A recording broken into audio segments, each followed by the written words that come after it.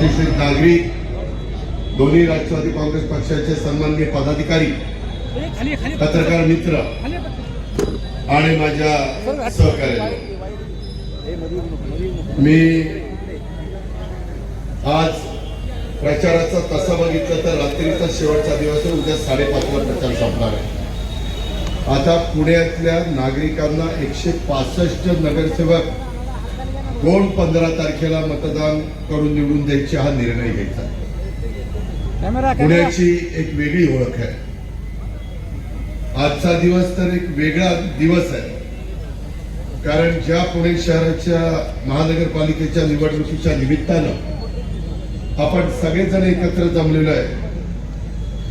त्या पुण्यनगरीची स्थापना बाल शिवाबांच्या हाती नांगर देऊन घडवून आणणाऱ्या स्वराज्य जननी राजमाता जिजाऊंची आज जयंती आहे.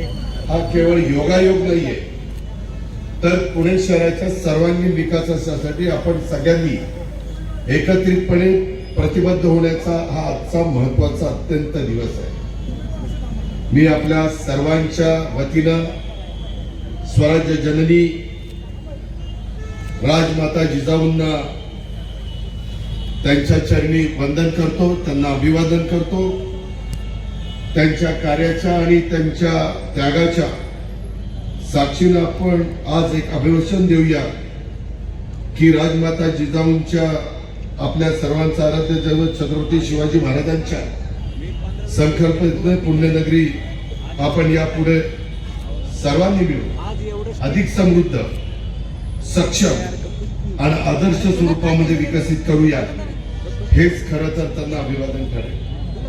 जसा राजमाता जिजाऊंचा जन्मदिन आहे, तशा पद्धतीनं आज राष्ट्रीय युवा दिन देखील आहे. आपल्या देशामध्ये फार मोठी युवा शक्ती आहे. जगात कुठल्याही देशाकडे एवढी मोठी युवा शक्ती नाही, युवा ताकद नाही. आणि स्वामी विवेकानंद यांची पण आज जयंती आहे. हा दिवस आपण राष्ट्रीय युवा दिन म्हणून संपूर्ण भारत देशामध्ये साजरा करतो. मी स्वामी विवेकानंदांना देखील अभिवादन करतो. त्यांच्या चरणी विनम्र अशा पद्धतीनं अभिवादन करून राष्ट्रीय युवा दिनाच्या निमित्तानं आपल्या भारत देशातील, महाराष्ट्रातील, आपल्या पुणे जिल्ह्यातील, आपल्या पुणे शहरातील सर्व युवतींना मनापासून शुभेच्छा देतो. मित्रांनो, या निवडणुकीच्या निमित्तानं बारकाईनं लक्ष घातलं. त्याचं कारण आपण 2007 ते 2017 आम्हा लोकांच्या हातामध्ये पुण्याची सूत्र दिली, पण पूर्ण बहुमतीनं नाही. जसं 2017ला एका पक्षाला पूर्ण बहुमत दिलं, त्यांच्यामध्ये ज्यांच्यावर कारभारी पद सोपवलेलं होतं, इथं 3 लोक कामकाज इथलं बघत होते पुण्याचं. त्या स्थानिक लोकांना खऱ्या अर्थाने पुण्याचे विकास हा करता आला नाही, पुण्याचे प्रश्न सोडवता आले नाही, आणि त्याची जबरदस्त किंमत पुणेकरांनी मोजलेली आहे. त्याच्यामध्ये अनेक भ्रष्टाचाराची प्रकरणं पुढे आली, त्यामध्ये रिंग करण्याचे प्रकार पुढे आले, त्यामध्ये रोज माझ्या पुणेकरांना पाणी मिळत नाही, अनेक ठिकाणी टँकर माफिया निर्माण झाले, अनेक ठिकाणी डीपीचे रस्ते करण्यात आले नाही. मी जसं पिंपरी चिंचवडमध्ये 25 वर्ष फ्लायओव्हर केले, डबल फ्लायओव्हर केले, ग्रेड सेपरेटर केले, उद्यानं केली, क्रीडांगणे केली, भारतामध्ये नंबर 1चं शहर म्हणून त्या पिंपरी चिंचवडची ओळख निर्माण केली आणि बेस्ट सिटी म्हणून तिथं पुरस्कार मिळाला, तसं आपल्या पुण्यामध्ये झालं नाही. वास्तविक उशाला 4 धरणं आहेत, वरसगाव, पानशेत, खडकवासला, टेमघर. ते पाणी कमी पडलं म्हणून भामाखेडचं पाणी आपण दिलं, पण त्याचं वितरण व्यवस्थेचा बोजवारा आहे. उंच पाण्याच्या टाक्या बांधायला पाहिजे होत्या, त्या बांधल्या गेल्या नाही. त्यामध्ये त्यांच्या जवळचेच बगल बच्चे हे टँकर माफियाचं काम करायला लागले. त्याच्यामध्ये 12,350 स्वच्छतेच्या करता माणसं कामाला लावली, सांगितलं जातं, बिलं काढली जातात. तरी आपल्या सर्वांचं पुणे हे स्वच्छ होत नाही. आपले 37, 38, 39, 40 प्रभाग स्वच्छ होत नाही. मी आज काही प्रभागामध्ये रोड शो केला. अक्षरशः एवढी दुरावस्था त्या ठिकाणी पाहायला मिळाली. काय करते महानगरपालिका? काय करतो महानगरपालिकेवर देखरेख करणारे कारवाई लोक? ही यांची जबाबदारी नाही आहे? त्यांनी ती जबाबदारी स्वीकारायला नको? आणि या सगळ्याचा विचार करून आम्ही दोन्ही राष्ट्रवादी काँग्रेस पक्ष एकत्रपणे या निवडणुकीला सामोरं जातो. मतांची विभागणी होऊ नये, त्यामध्ये थोडं काही नाराजी झाली असेल, परंतु शेवटी पुण्याचा सर्वांनी विकास हा प्रश्न आपल्या दृष्टीनं कात्रजकरांच्या, दंतोडीकरांच्या, कोंढवाकरांच्या या सगळ्यांच्या दृष्टीने हा विषय फार महत्वाचा आहे. आंबेगावकरांच्या मित्रांनो, मी महाराष्ट्राची सांस्कृतिक राजधानी असणाऱ्या पुणे शहराच्या महानगरपालिकेच्या निवडणुकीच्या निमित्तानं धनकवडी कात्रज डेअरी भागातील प्रभाग क्रमांक 37 मध्ये 4 उमेदवार उभे केले. उमेदवार उभे करत असताना 165 उमेदवारांचा ज्यावेळेस आम्ही विचार केला, त्यावेळेस काही अनुभवी दिलेले, काही माजी महापौर दिलेले, काही 1 टर्मचा अनुभव असणारे, 2 टर्मचा अनुभव असणारे, 4 टर्मचा अनुभव असणारे असे उमेदवार दिलेले, आणि काही नवी कोरी पाठी असणारे उमेदवार दिले. आपल्या 37चं सांगायचं म्हटलं तर कैलास श्रीरंग भोसले यांची पहिली टर्म आहे. ते आज आपले उमेदवार आहे. दुसऱ्या सौ वर्षा तानाजी शिळीमकर या आपल्या उमेदवार आहेत. त्या ब मध्ये 37 मध्ये उभे आहेत. त्यांची पहिली टर्म आहे. ग मध्ये सौ श्रद्धा गोरक्ष परांडे या आपल्या उमेदवार आहेत. त्यांची पहिली टर्म आहे. आणि ग मध्ये विजय विठ्ठलराव क्षीरसागर या आपले उमेदवार आहेत. पहिली टर्म आहे. त्या प्रभागामध्ये माग तुम्ही राष्ट्रवादीच्या उमेदवारांना विजयी केलं, त्याच्यात विशाल तांबे असतील, इतर आमचे सहकारी असतील, त्यांनी तिथं विकास करण्याचा प्रयत्न केला. माझ्या त्या प्रभागामध्ये अनेक लोक माझ्या जिल्ह्यातले राहतात, आपल्या राजगडचे राहतात, भोरचे राहतात, वेगवेगळ्या भागातले राहतात, पुणे जिल्ह्यातल्या अनेक तालुक्याचे लोक राहतात. मित्रांनो, तुम्ही नेहमी राष्ट्रवादी काँग्रेस पक्षाला तिथं ताकद दिलेली आहे. आज तुमच्या पुढे अडचण नाहीये, कारण दोन्ही राष्ट्रवादी एकत्रपणे तुमच्या समोर मतं मागायला आलेले आहे. माझ्या लाडक्या बहिणींना विनंती आहे, माझ्या भावंडांना विनंती आहे, आपण ह्या नवी शहरे असणाऱ्या माझ्या बंधू भगिनींना विजयी करा. मी त्या भागाचा राहिलेला विकास करण्याचा खात्री तुम्हाला देतो आणि पुढं 38 वर जातो. बालाजीनगर, आंबेगाव, कात्रज भागातील 38 अ चे सगळ्यात मोठा मतदारसंघ, मला वाटतं 1.5 लाखापेक्षा जास्त मतदार. एकेकाळी आमदारकीचा मतदारसंघ तेवढा असायचा. 5 उमेदवार इथं आहेत आणि या 5 उमेदवारांच्या मध्ये आम्ही अनुभवी म्हणून आमच्या स्मिताताई सुधीर कोंढरेला उमेदवारी दिली. यांची 1 टर्म झाली, चांगलं काम केलं, आणि दुसऱ्या टर्मच्या करता यांना उमेदवारी दिली. दुसरे दत्तात्रय बबनराव धनकवडे हे महापौर म्हणून यांनी काम केलं. आता 4थी टर्म आहे. 4थ्या टर्मला काही माजी महापौर वैशाली बनकर, दत्ता धनकवडे अशांना आम्ही उभं केलेलं आहे. त्यांना आपण आपलं पवित्र बहुमोल मत घड्याळच्या चित्राच्या शेजारचं बटन दाबून द्या. तिसऱ्या सीमाताई युवराज बेंदरे या माझ्या भगिनीला आम्ही उमेदवारी दिली. पूर्वी युवराजनी इथं प्रतिनिधित्व केलं, थोडस आम्हाला ऍडजस्टमेंट करावी लागली, म्हणून आम्ही युवराजला थांबवलं आणि सीमाताईंना उमेदवारी दिलेली. सीमाताई देखील इथलं चांगलं प्रतिनिधित्व करतील असा मला ठाम विश्वास आहे. त्यांच्या घड्याळच्या चित्राच्या शेजारचं बटन दाबा. 4थ्या सारिका विकास नाना फाटे ही आमची भगिनी आहे. ही नवी कोरी पाठी आहे. तिला आम्ही उमेदवारी दिलेली आहे.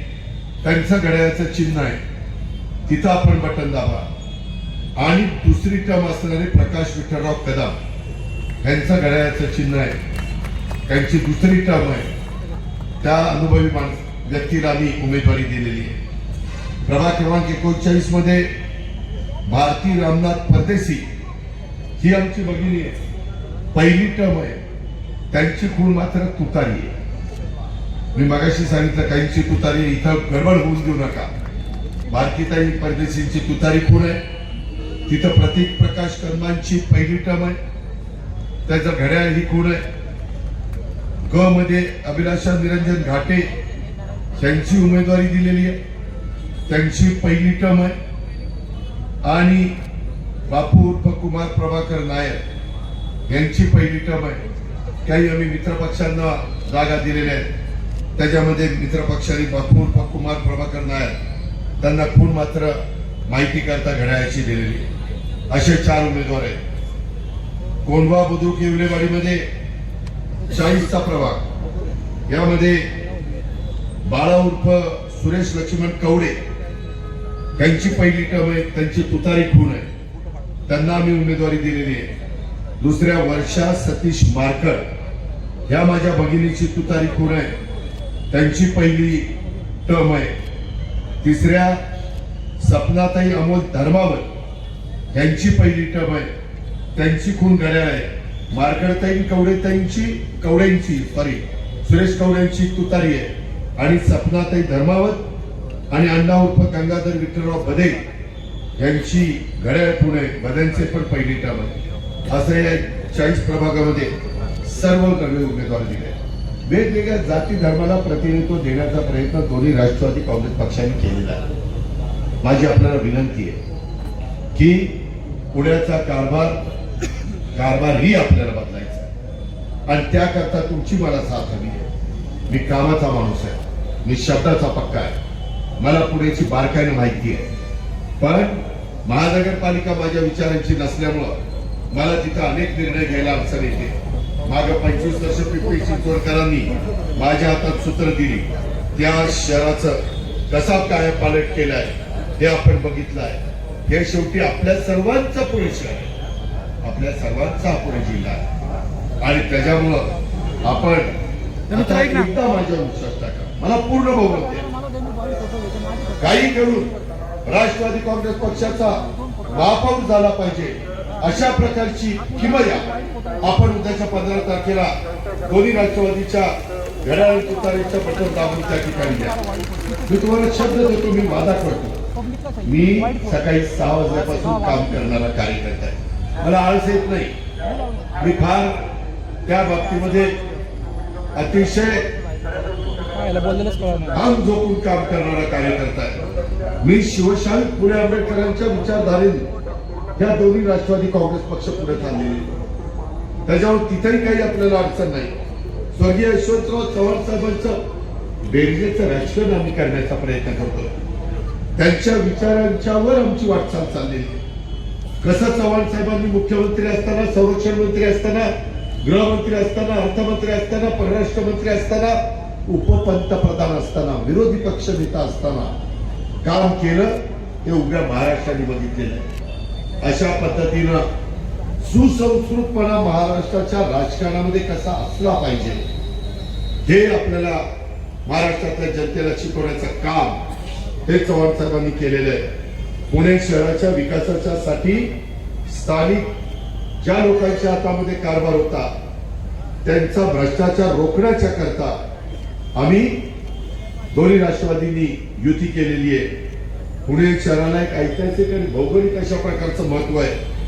या पुण्यनगरीमध्ये राजमाता जिजाऊंनी सोन्याचा नांगर बाल शिवबाला बरोबर घेऊन त्या ठिकाणी चालवलेला होता. ही भूमी पुण्याची ही फक्त भूमी नाहीये, तर ही संस्काराची राजधानी. याचा विचार तुम्ही करा. असा इतिहास फार कमी शहराला पाहायला मिळतो, पण ते पुणे शहर गेल्या 9 वर्षात इथं ड्रग्जचं प्रमाण वाढलेलं, इथं कोयता गँग वाढलेली, इथं अल्पवयीन मुलं अनेक ठिकाणी गाड्या जाळतात, काचा फोडतात, 2 व्हीलर जाळतात, दहशत निर्माण करतात. हे आपल्याला परवडणारं नाहीये.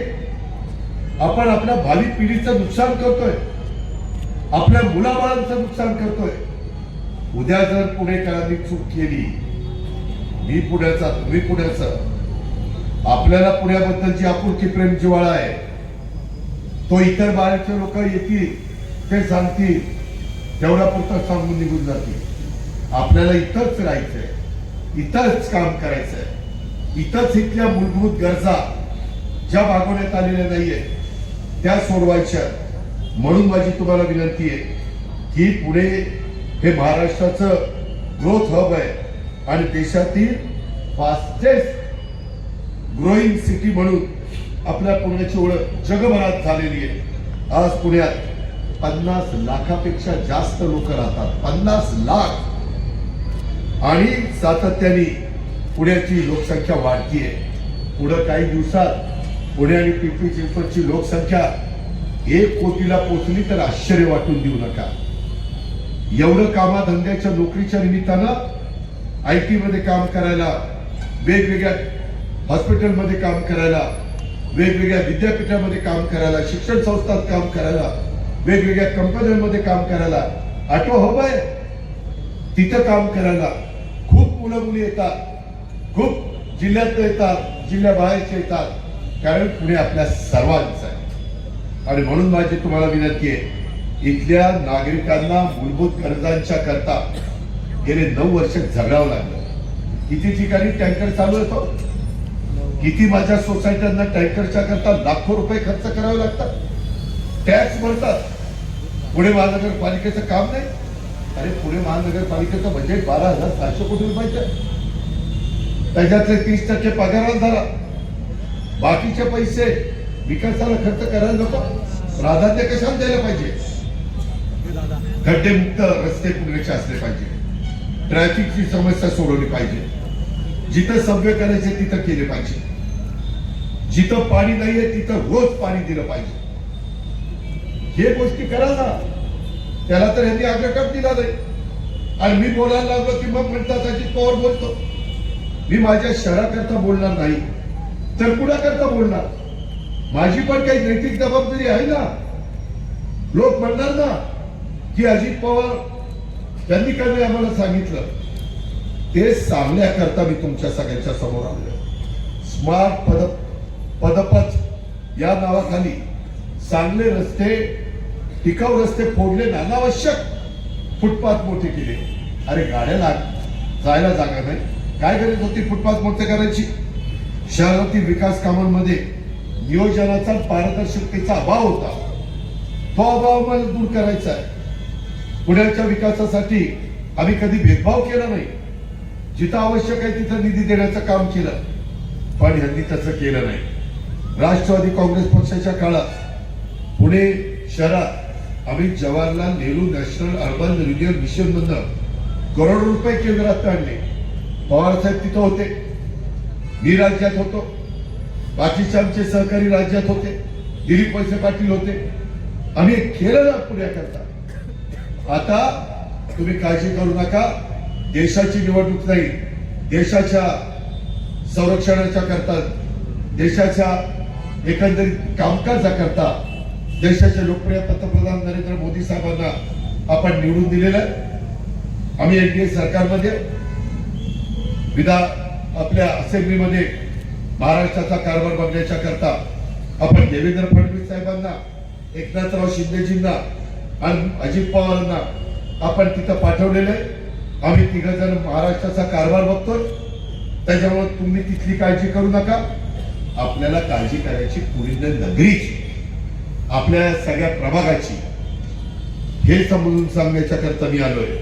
पुण्याच्या विकासाला 2017 पासून खीळ बसलेली आहे.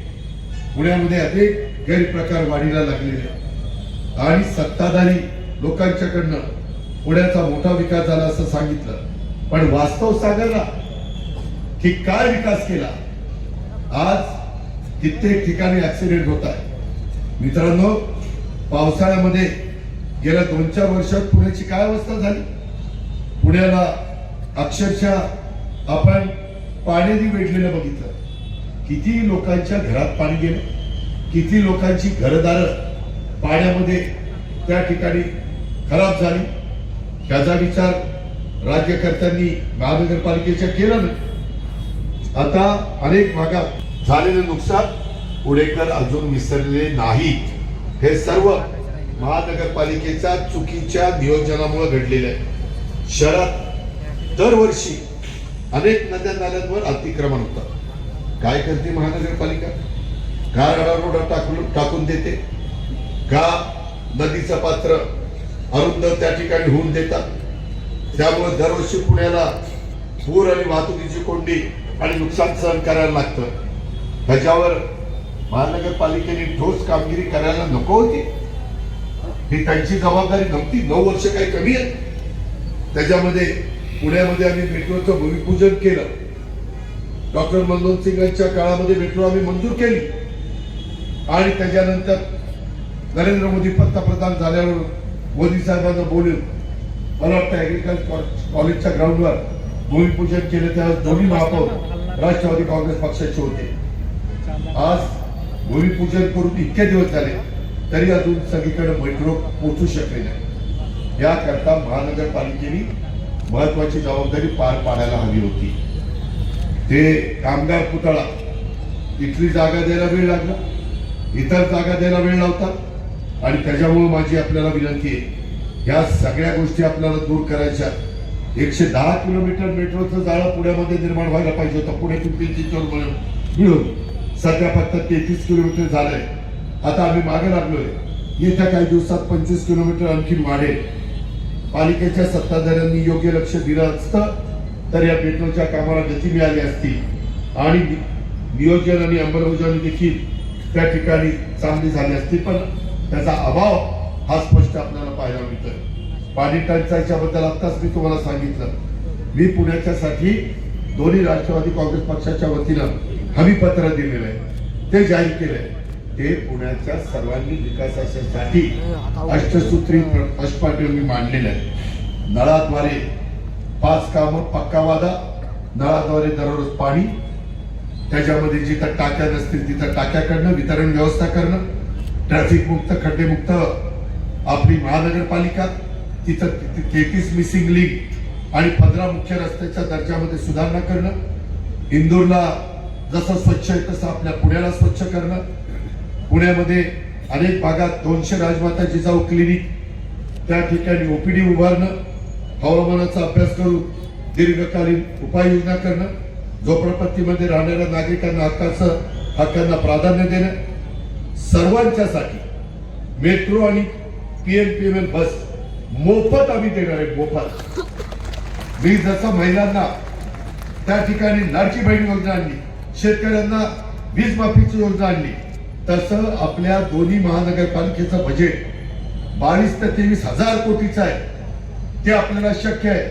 फक्त 2% रक्कम द्यावी लागेल. पण त्याच्यातली पुण्याची ट्रॅफिक कमी होईल, प्रदूषण कमी होईल, रिक्षावाल्यांना पण धंदा मिळेल. त्यांनी घाबरण्याचं कारण नाही. मेट्रोने उतरल्यानंतर तिथून प्रवासी घरी जाईपर्यंत रिक्षाने जाईल.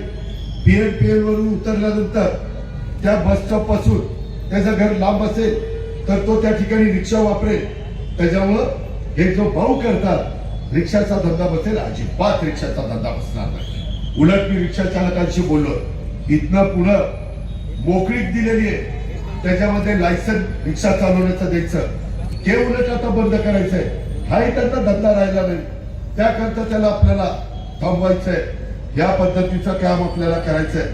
पुण्यामध्ये 150 मॉडेल शाळा आपल्याला बनवायच्या आणि पुढचे महत्वाची गोष्टी स्वारगेट ते कात्रज ही अंडरग्राउंड मेट्रोचं काम आपण सुरू केलेलं आहे. कात्रज ते फुसुंगी ही मेट्रो आपल्याला द्यायची. कात्रज ते हिंजवडी मेट्रो मार्गाच्या कामाला आपल्याला गती द्यायची. कात्रज चौक ते भिलारवाडी दरम्यान रस्त्याचं रुंदीकरण आपल्याला करायचंय. कात्रज चौकाती ही कोंडी कायमस्वरूपी सोडवण्याच्या करता कात्रज कोंढवा रस्ता रुंदीकरण करायचंय. मी आता पालकमंत्री आहे. मी विरोधी पक्ष नेता असताना आता पालकमंत्री असताना देखील माझं सर्वात जास्त लक्ष कात्रज कोंढवा रस्त्याकडे कामावर आहे.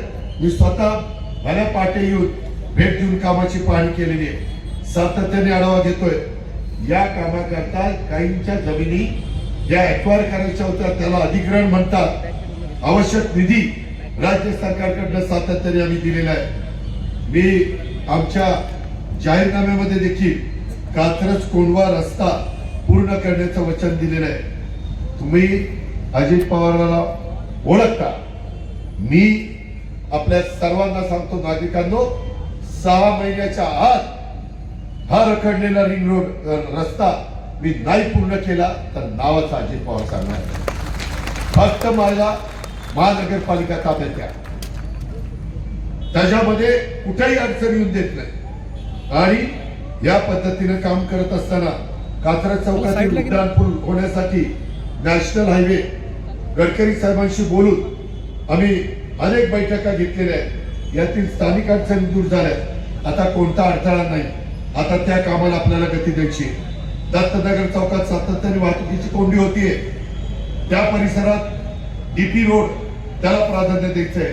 नवले ब्रिज ते कात्रज चौक दरम्यान भुयारी मार्गाची संख्या वाढवावी लागेल. मी आता परवा गेलो, इतके कमी भुयारी मार्ग आहेत, ते वाढवावेच लागतील, त्याशिवाय आपल्याला गत्यंतर नाही. कात्रज चौक ते गुजरवाडी फाटा सातारा रोडवर ग्रेड सेपरेटर आपल्याला बांधावं लागेल. राजीव गांधी प्राणी संग्रहालयात तिथं लोकांना जाण्याच्या करता वाहतूक इतकी असती, त्याच्याकरता तिथं ग्रेड सेपरेटर आपल्याला बांधावं लागेल.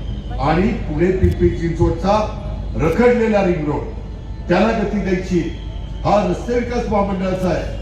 आणि त्याच्यानंतर PMRDचा अजून एक रिंग रोड करायचा आहे. पुण्यामध्ये ससूनच्या धर्तीवर बहुवैद्यकीय हॉस्पिटल उभं करायचंय. सर्वसामान्य नागरिकांना दर्जेदार परवडणारी आरोग्य सेवा ही आम्हाला द्यायची आहे. दक्षिण पुण्याचा पाणी पुरवठा आपल्याला सुरळीत करायचा आहे. त्याच्याकरता भिलारवाडीच्या डोंगरात मोठ्या क्षमतेची पाण्याची टाकी आपल्याला उभी करायची. कात्रजचा तलाव आणि जांभूळवाडीच्या तलावाचं सुशोभीकरण करून त्याचं संवर्धन करायचं आहे. त्याच्यातनं पर्यावरणाचं रक्षण होणार आहे. पर्यटन त्याच्यातनं वाढणार आहे. त्याच्यातनं तिथल्या लोकांना अधिक रोजगार मिळणार आहे. आंबेगाव परिसरामध्ये काही भागात 2 दिवसांनी फक्त अर्धा तास पाणी येतं. या भागाच्यासाठी महानगरपालिकेला सांगून पाणी पुरवठा आपल्याला वाढवावा लागणार आहे. आणि पाण्याच्या टाक्यांची संख्या ही आपल्याला वाढवावी लागणार आहे. प्रभाग क्रमांक 38, 39, 40 यांचा समावेश असलेली दक्षिण पुण्याची समग्र विकास ब्लूप्रिंट तयार करून त्या ब्लूप्रिंटचा अभ्यास करून शासनाकडनं मंजुरी घेऊन सुनियोजित विकास करण्याचा आमचा सगळ्यांचा मानस आहे. महानगरपालिकेची समाविष्ट झालेली गावात 3 पट आकारणी आहे, ती सरसकट 1 पट करावी. जोपर्यंत तिथं नागरी सुविधा दिल्या जात नाही तोपर्यंत नागरी सुविधा जाईल. आणि त्याच्यामध्ये 3 पट आकारणी कसं चालेल? काय लोक मान्य करतील? त्यामुळं तिथं आपल्याला बदल करायचा आहे. त्यामुळे